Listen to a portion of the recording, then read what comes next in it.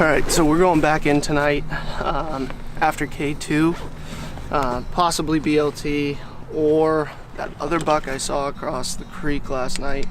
Plan is hang and hunt again a little bit closer down towards the creek where it seemed like a lot of those bucks were going.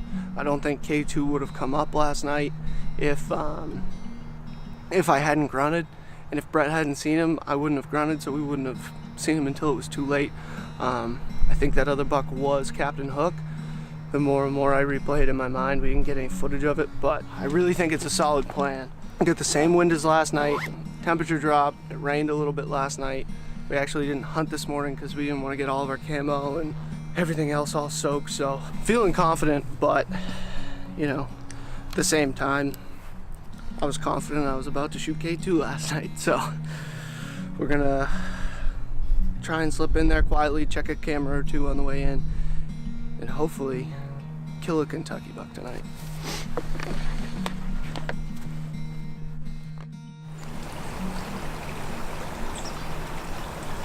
Well, we just got set up. We set up a little bit further down from where we were last night, close to the creek, where most of the deer were traveling from. The wind is good, the temps have dropped, and the rain has stopped for the day, which is good. I'd hate to get all soaked and have all of our gear soaked for the remainder of our trip. It feels like it's towards the end of the week, but it's only Tuesday.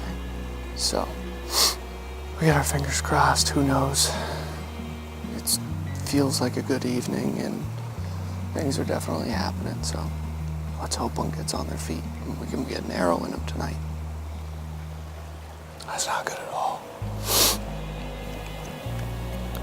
Well, we've been sitting here in the wind's bed. I mean, we've been here for like 2 hours now. The wind's been good the whole time.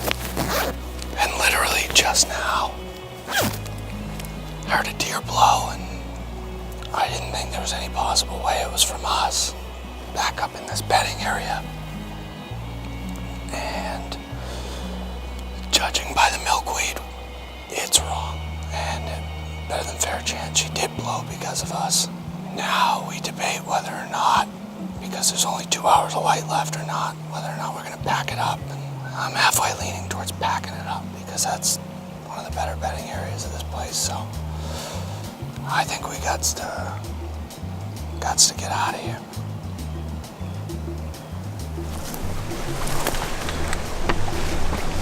We elected to climb down.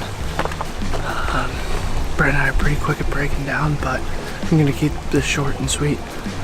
Wind is still not good.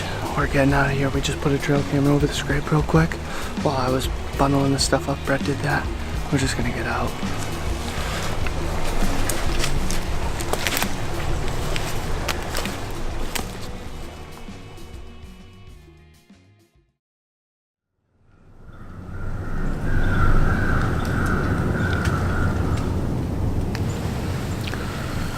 Back in Kentucky this morning. These crows are going nuts over here, but so hopefully you can hear me over them. But it's November 11th, Veterans Day. Thank you to all the veterans out there. Wouldn't be in the stand doing what we're doing if it wasn't for you guys. So this day is really about them, and we're just lucky that we get to hunt on it. But it's opening day of Kentucky's firearm season, so we got the orange.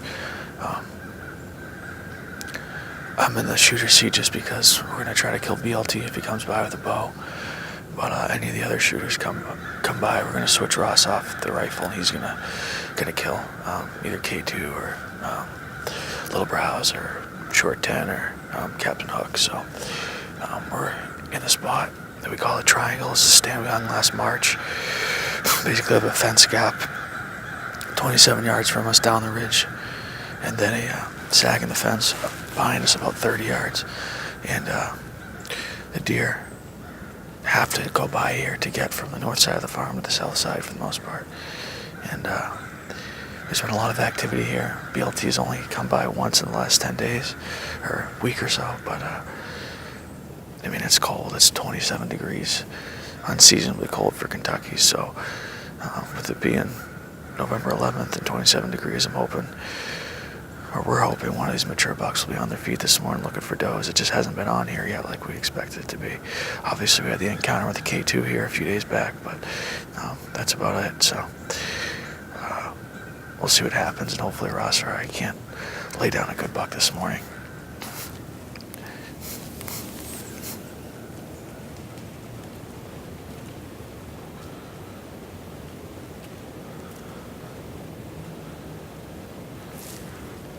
We just had a couple of 2-year-old bucks come by down the ridge, about 80 yards or so. Both 8-pointers.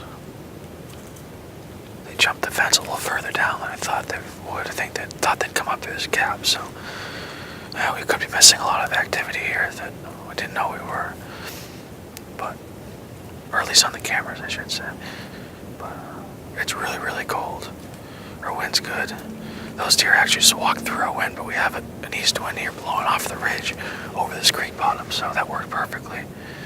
But we're gonna keep tight and keep our eyes peeled. I don't know who that is.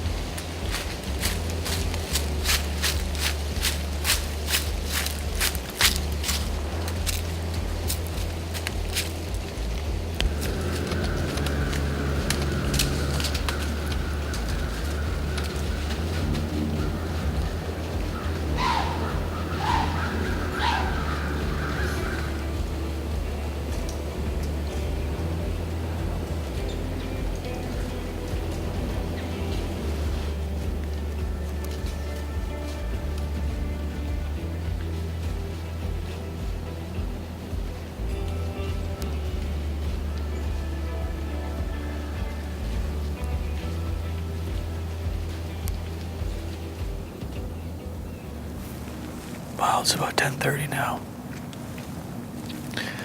We just saw our 8th buck. We're right on this bedding area. I mean, literally behind the stand is the bedding area. And it's real thick in there. We can't see too well. We keep hearing deer walking around in there. We catch glimpses of them. But I've seen probably, like I said, 8 bucks and almost just as many does. I think what these bucks are doing is cruising the downwind side of this bedding area. We have a northeast wind, so it's kind of blowing like this. Well, like that, actually. But these bucks are cruising the downwind side, I think.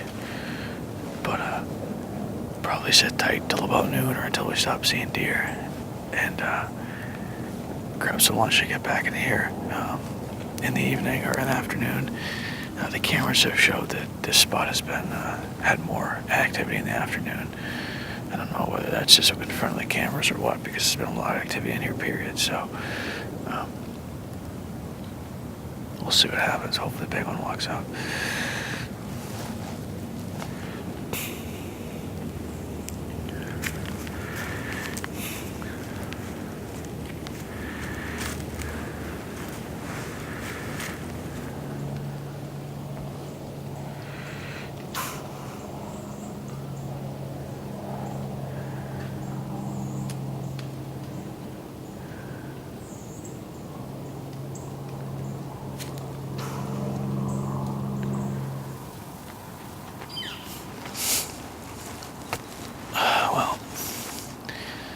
Just about out of camera light and shooting light, and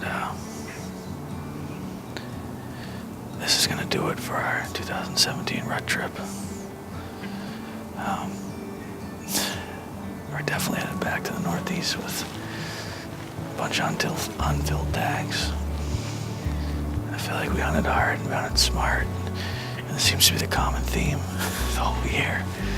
I think we're executing everything we want to do. We have a plan, we're sticking to it. It's just the plan has not worked. We just haven't had anything fall our way. Just as easily right here, 2 nights ago, Roscoe had K2 on the ground. but he did what he knows best and made the decision that made the most sense to him, and honestly makes the most sense to me as well. And it just didn't work out, and that's kind of how it's been going for us this whole year. Seems like every interview I'm doing, wrapping up on, is saying, well, we did everything we wanted to do, and we played it the way we wanted to play it, and it just didn't work. And that's just been honestly the story right from the get-go in Alberta, on to Montana, at home in New Hampshire, and then obviously into Kentucky and Ohio. So, I mean, there's really nothing you can do. You can prepare all you want. You can spend, hours and hours and hours strategizing and planning and working hard to prepare yourself for the season. But that doesn't mean that you're going to be successful every year. We've had some great years and we've had some poor years, and unfortunately this year thus far has been one of the poor ones as far as results, but we've found it hard. We've had a lot of fun. We enjoy the time that we spend out here, which is really important. But we're going to head back to New Hampshire and see what we can do. We usually don't have much luck after the gun season starts in New Hampshire, if we're being honest, but it doesn't mean we're not going to try. So we'll head back and then maybe get on a buck there, come back down to Kentucky or Ohio for a late season on, see if we can do something then. But it's kind of disappointing, but at the same time, this is the reality of what we do. We can do everything in our power to set ourselves up for success, but that doesn't mean that anything, the deer are going to do what the deer are going to do. And there's nothing we can do about it at the end of the day.